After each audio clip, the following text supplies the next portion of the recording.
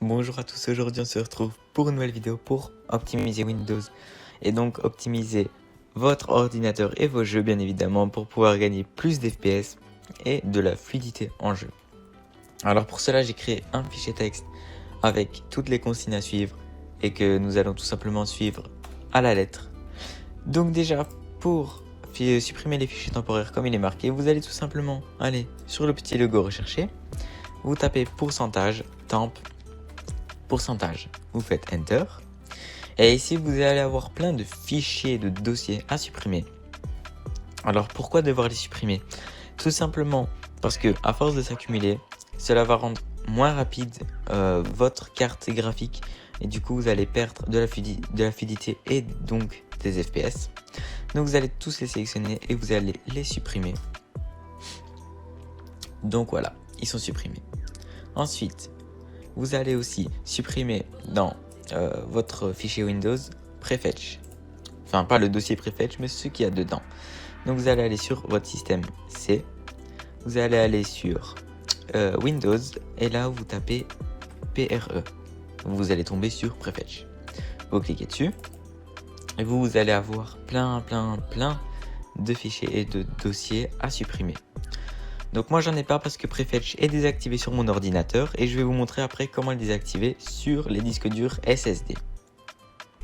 Donc vous sélectionnez tout et vous supprimez. Ensuite on va changer le mode d'alimentation. Donc pour ça vous allez aller sur le logo encore et vous tapez panneau de configuration. Vous allez dans système et sécurité, dans options d'alimentation et là vous aurez normalement utilisation normale. Ce qu'il faut nous c'est performance élevée. Donc vous allez aller sur créer un mode de gestion d'alimentation.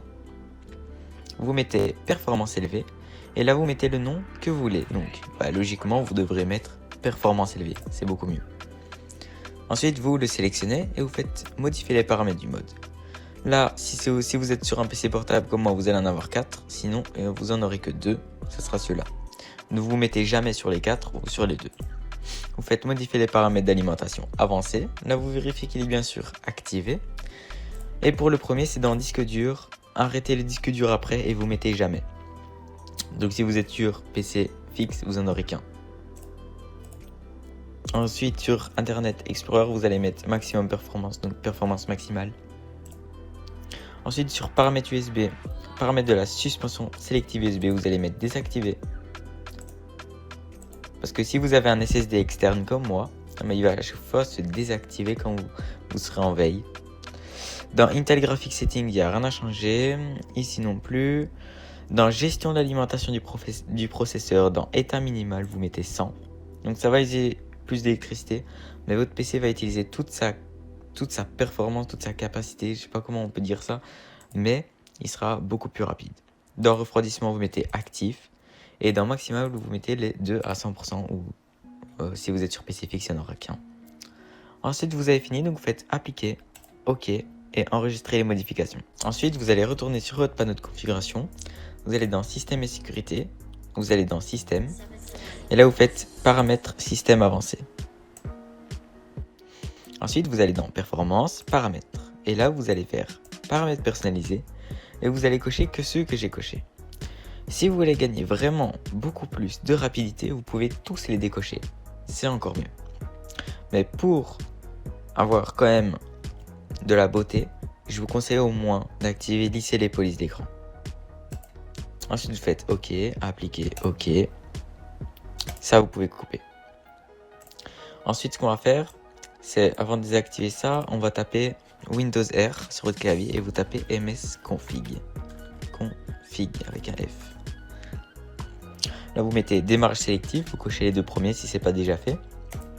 Dans démarrer, vous mettez 10 secondes ici, sauf si votre PC est pas très rapide, vous laissez à 30. Là, vous cliquez sur rendre permanent si vous avez mis 10. Et vous faites ne pas démarrer la GUI. La GUI, c'est quoi? C'est quand vous démarrez votre ordinateur, vous avez un écran avec un petit logo qui tourne ou le logo de Windows. Ça sert vraiment à rien en plus. Donc, vous faites ne pas démarrer la GUI et il va se lancer beaucoup plus rapidement. Ensuite, vous faites appliquer. Vous faites quitter sans redémarrer. Enfin, ils vont vous demander de redémarrer, vous faites non. Dans service, vous masquez tous les services Microsoft et vous désactivez tous ceux qui ne servent à rien. Donc moi Apple, je le désactive. Le service bonjour, non, ça je suis obligé de le laisser activer. Vous désactivez un maximum. Moi c'est bon. Donc vous faites, quand vous avez fini, vous faites appliquer. Vous allez dans démarrage, ouvrir le gestionnaire de tâches. Et là, vous allez désactiver le maximum que vous pouvez.